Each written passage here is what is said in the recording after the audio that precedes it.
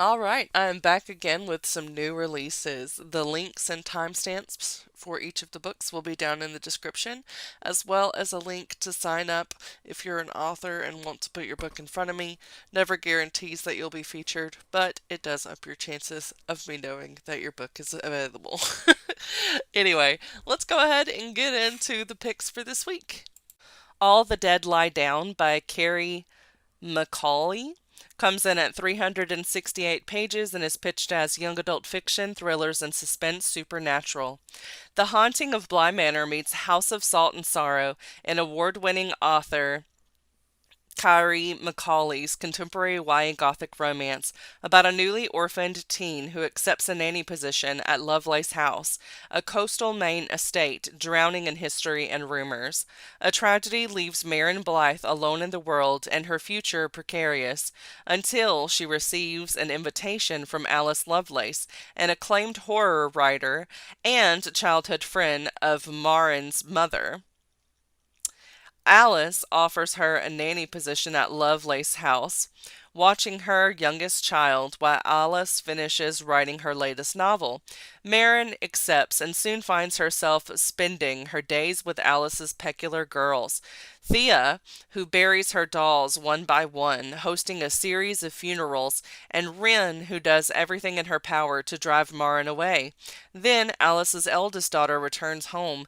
Evie Hallowell is unexpected and every bit as strange as her little sisters, and yet Marin finds her compelling. She is quickly drawn in by Evie's curious behavior and ethereal grace, but even as Marin settles in at her new home, she can't escape the anxiety that hangs over her like a shadow. Dead birds keep appearing in Marin's room, the children's innocent pranks escalate, and there is something dangerous lurking in the woods, leaving mutilated animals in its wake. All is not well at Lovelace House, and Marin must unravel its secrets before they consume her. Court of the Undying Seasons by A.M. Strickland comes in at 400 pages and is pitched as young adult fiction vampires. When a teen girl is forced to attend a vampire school, she must decide whether to blend in or cling to her humanity in this dark YA fantasy from author A.M. Strickland. When 19-year-old Finn volunteers to take place of her best friend, a secret love, in their village's finding, a ceremony where the country's mysterious vampire overlords randomly select 6 peasants to journey to Courtshirt and trained to become vampires themselves, she is terrified. Those who go to Courtsheart, either become vampires or fail and spend the rest of their lives as human thralls. But as Finn finds friends, discovers new aspects of her own identity, and tests her newfound powers, she also uncovers a plan to wake the 4 original founders of the vampire courts and upset the delicate balance of the court, with potentially lethal consequences. Don't Ask If I'm Okay by Jessica Cara comes in at 336 pages and is pitched as young adult fiction, social themes, death, grief, and bereavement. Don't Ask If I'm Okay is a heartfelt coming-of-age story about overcoming grief and toxic masculinity by embracing vulnerability, love, and friendship. A year ago, Gage survived a car accident that killed his best friend Hunter. Now all Gage wants is to move on. Gage's biological father convinces him that ignoring his feelings altogether is the best way forward. So when his stepdad shows him a job opening in one of his idol's restaurants, Gage knows this is his chance to convince everyone that he is okay. He applies for the job, asks out a crush, and volunteers to host a memorial for Hunter. But the longer Gage ignores his grief, the more it warps from sadness into uncontrollable anger that undermines everything he is trying to do and to be. When his temper finally turns on the people he loves, Gage must decide what real strength is, holding in his grief until it destroys him, or asking for help and revealing his broken heart for all to see. The Enchanted Hacienda by J.C. Cervantes comes in at 368 pages and is pitched as fiction, Hispanic, and Latino. Perfect for fans of Alice Hoffman and Isabel Elindi, a young woman from the magical Estrada family, learns how to harness her untapped magic when she opens her heart to love and creativity in this beautiful coming to power story filled with family, romance, and a big dose of magic. When there's magic all around you, the possibilities are endless. When Harlow Estrada is abruptly fired from her dream job and her boyfriend proves to be a misogynistic jerk, her world turns upside down. She flees to the one place she can always call home, the enchanted Hacienda Estrada. The Estrada family farm in Mexico houses an abundance of charmed flowers cultivated by Harlow's mother, sisters, aunt, and cousins. By harnessing magic in these flowers, they can heal hearts, erase memories, interpret dreams, but not Harlow. So, when her mother and aunt announce they're vacationing and Harlow is chosen to watch over the farm, she panics. How can she oversee a magical farm when she herself is magicless? But maybe solitude and an idyllic space is exactly what Harlow needs, because for the first time in a long time, she feels inspired to start writing again, her longtime passion, and this has absolutely nothing to do with the handsome, mysterious man she keeps running into. With unforeseen twist, romance, and a sprinkle of magic, The Enchanted Hacienda is a captivating coming-of-age debut exploring identity, unconditional family love, and uncovering the magic within us all. Fractal Noise, which is part of the Fractal verse, by Christopher Paolini, comes in at 304 pages and is pitched as fiction, science fiction, space opera. A new blockbuster science fiction adventure from worldwide phenomenon and #1 New York Times bestseller, Christopher Paolini, set in the world of New York Times and USA Today bestseller To Sleep in a Sea of Stars, which I did read and enjoy. July 25th, 2234, the crew of the Adamura discovers the anomaly on the seemingly uninhabited planet Talus 7, a circular pit 50 kilometers wide. Its curve not of nature but design. Now, a small team must land and journey on foot across the surface to learn who built the hole and why. But they all carry the burdens of lives carved out on desperate colonies in the cruel cold of space. For most of the mission is the dream of the lifetime. For others, a risk not worth taking. And for one, it is a desperate attempt to find meaning in an uncaring universe. Each step they take toward the mysterious abyss is more punishing than the last, and the ghost of the past follow. Funny Guy by Emma Barry comes in at, doesn't tell me, because this is the audiobook edition, but it is pitched as a fiction, romance, contemporary. From the author of Chick Magnet comes a heartfelt friends to lovers story about what can happen when a funny guy and his childhood best friend are stuck together in small New York City apartment. Sam can't escape the smash hit Lost Boy because, well, he is the Lost Boy. His pop singer ex immortalized him in a song about his childish ways, and now his comedy career is on the line. At least he still has Bree, his best friend and confidant. Bree has always been there for Sam, but she's never revealed her biggest secret. She's in love with him. To help herself move on, Bree applies for a dream job across the country and doesn't say a thing to Sam, but as Sam tries to resuscitate his career, he turns to Bree for support, and maybe more. In the confines of her tiny apartment, they share a different dynamic, a charged dynamic, but she's his friend. He can't be falling for her, except he is. Are his feelings for Bree just funny business, or is their smoldering attraction the real deal? Julieta and the Romeos by Maria E. Andreu comes in at 400 pages and is pitched as young adult fiction, romance, contemporary. You've Got Mail meets YA beach read with a bookish mystery at its heart in the newest YA rom-com from Maria E. Andreu.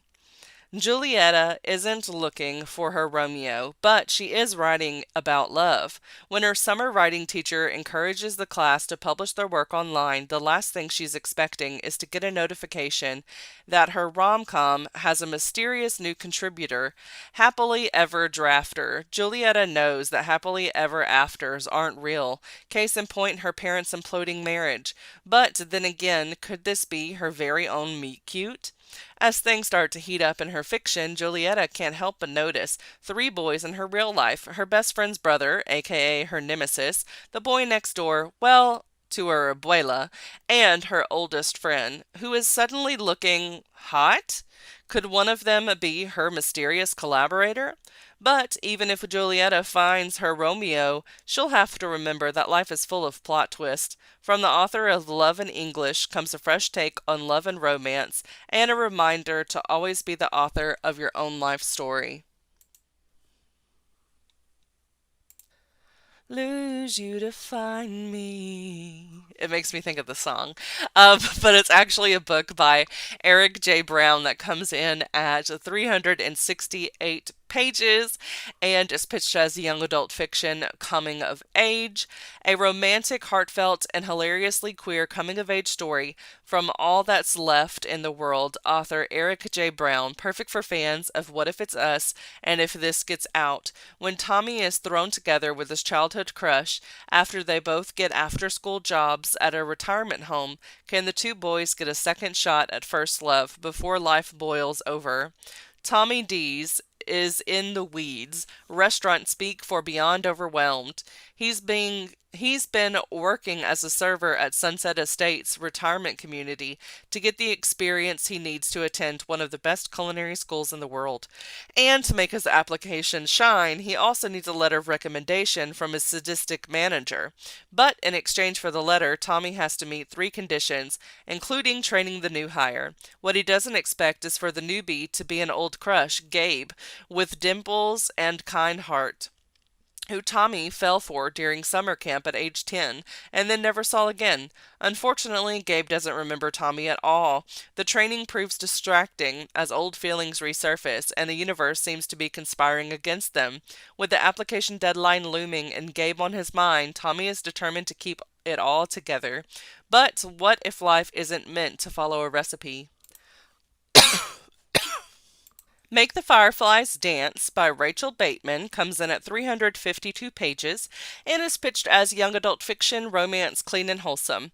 In this rom-com from the author of Someone Else's Summer, a hopeless romantic juggles senior year stress, family problems, and faulty friendships around the end of senior year and prom. Quincy Walker is a hopeless romantic, so when she's kissed by a stranger in a dark theater, her rom-com obsessed imagination begins plotting the perfect movie version ending to her senior year, which ends, like all great high school rom-coms, with the prom. With the help of her friends, Operation Mystery Kisser is born, a plan to set Quinn up on dates with all the guys who were at the theater that night so she can discover who kissed her. The only problem, her friends insist on blind dates, and Quinn hates letting go of control. Just ask the members of her group for her final project for film class. As prom draws near, Quinn is no closer to finding who her mystery kisser was, and she's not sure she wants to continue looking. Maybe it's her dad's failing health and her brother's absence. Maybe it's the fact that she's fighting with her best friend, or maybe, just maybe, it's that she's falling for a guy who definitely isn't the one she's been looking for. The Malevolent 7 by Sebastien de Castell comes in at 384 pages and is pitched as fiction fantasy. 7 powerful mages want to make the world a better place. We're going to kill them first. Picture a wizard. Go ahead, close your eyes. There he is. See? Skinny old guy with a long scraggly beard. No doubt he's wearing iridescent silk robes that couldn't protect his frail body from a light breeze. That hat's a must too, right? Big floppy thing covered in esoteric symbols that would instantly show every other mage where this one gets his magic. Wouldn't want a simple steel helmet or something that might, protect the part of him most needed for conjuring magical forces from being bashed in with a mace or pretty much any household object. Now open your eyes and let me show you what a real war mage looks like. But be warned, you're probably not going to like it, because we're violent, angry, dangerously broken people who sell our skills to the highest bidder, and be darned to any moral or ethical considerations, at least until such irritating concepts as friendship and the end of the world get in the way. My name is Cade Umbra, and though I currently make my living as a mercenary wanderist, I used to have a far more noble-sounding job title until I discovered the people I worked for weren't quite as noble as I'd believed. Now I'm on the run, and my only friend, a homicidal thunder mage, has invited me to join him on a suicide mission against the 7 deadliest mages on the continent. Time to recruit some very bad people to help us on this job. Mother C by Lorraine Wilson comes in at 352 pages and is pitched as fiction dystopian. In an island community facing extinction, can hope rise stronger than grief?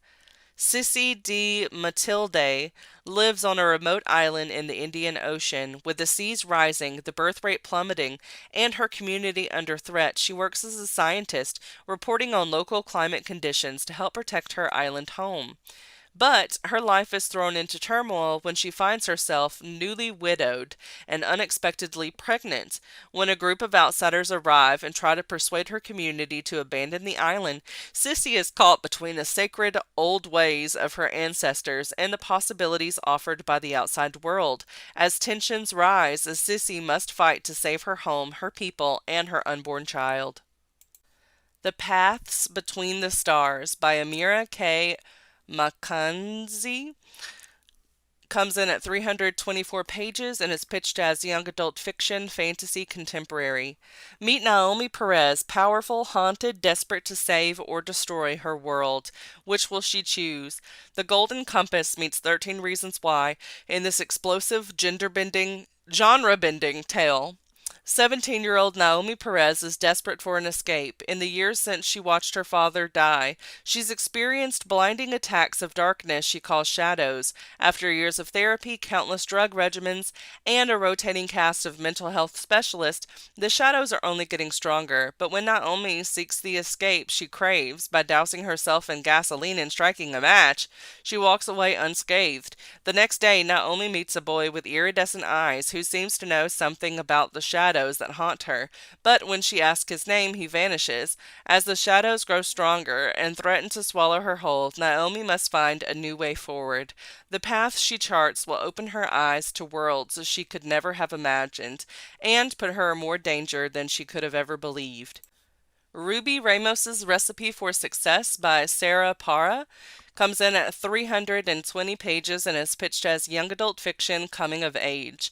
A Cuban Girl's Guide to Tea and Tomorrow meets You Have a Match in this joyful book filled with swoony romance, jaw-dropping baked goods, and the journey of what it means to define yourself. Graduation is only a few months away, and Ruby Ramirez's Recipe for Success to get into prestigious Alma University is already off track. When Alma waitlist Ruby's application, Ruby will need to be distraction-free to make the grade and keep her parents, who have waited for this for years, from finding out, which means falling for her cute surfer/math tutor Ryan definitely won't work.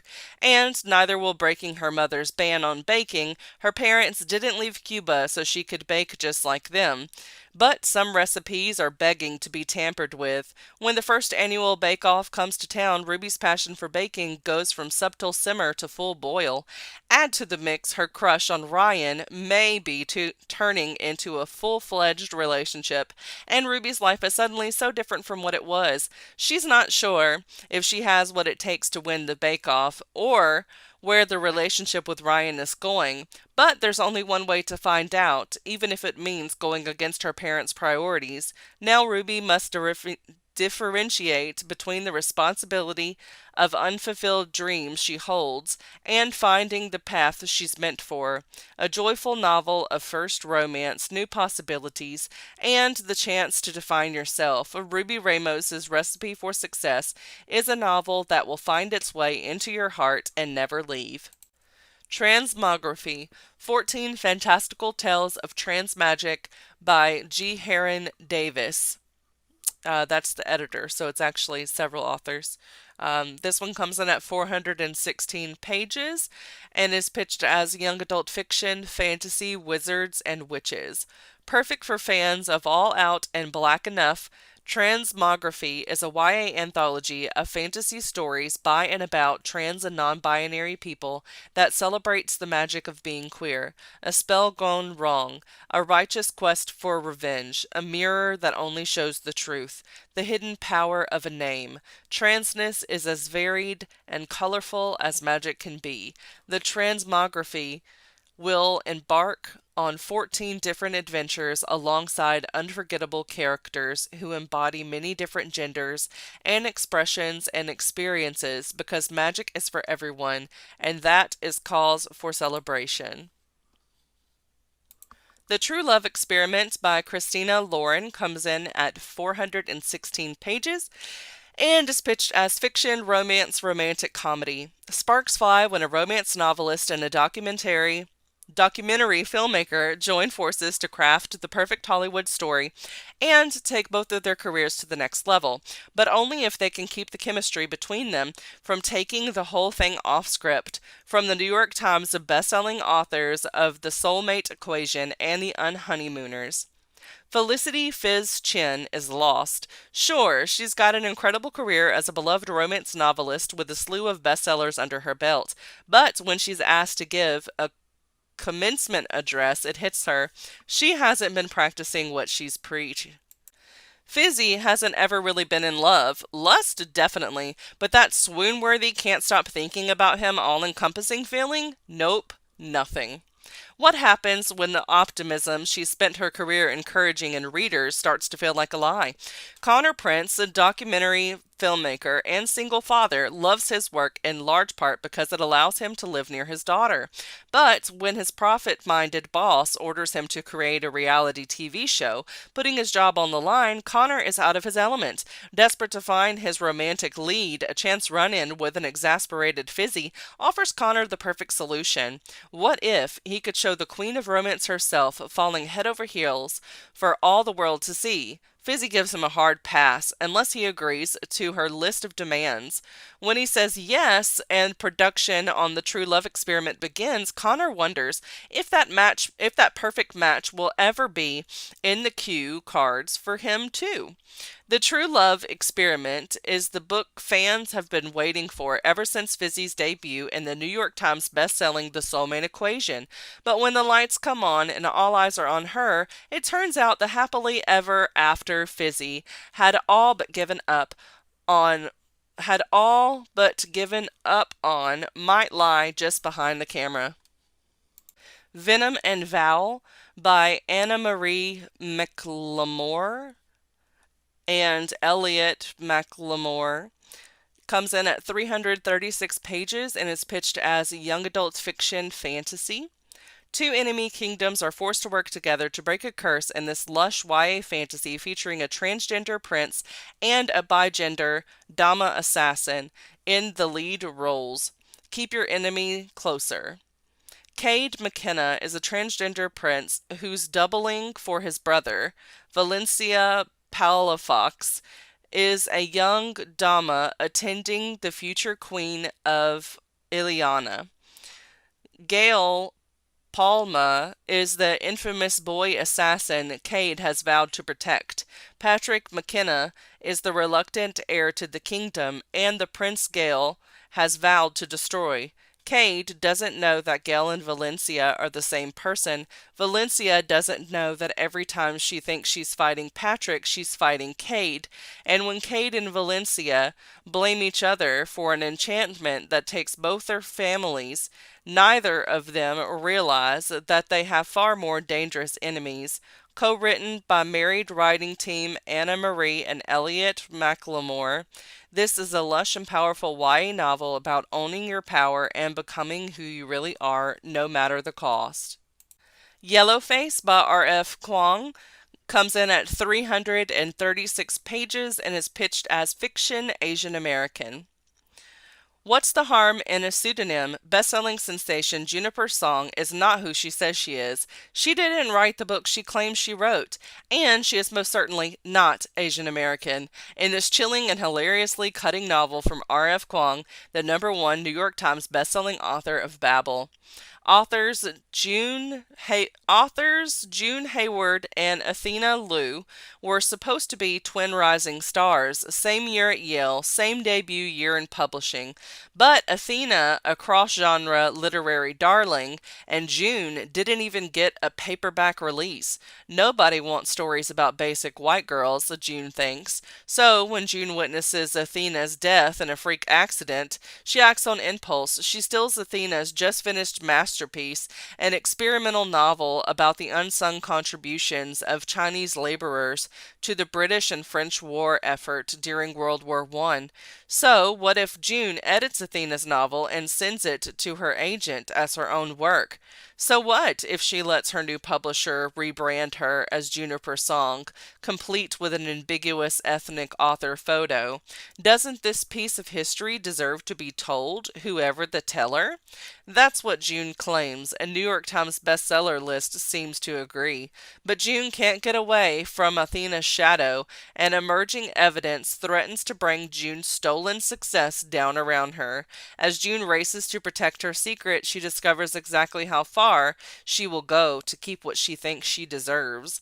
With its totally immersive first-person voice, Yellowface takes on questions of diversity, racism, and cultural appropriation not only in the publishing industry, but the persistent erasure of Asian American voices and history by Western white society. R.F. Kuang's novel is timely, razor-sharp, and eminently readable.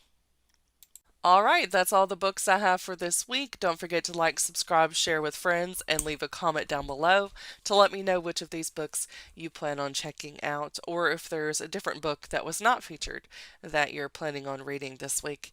And I will see you all next time. Bye!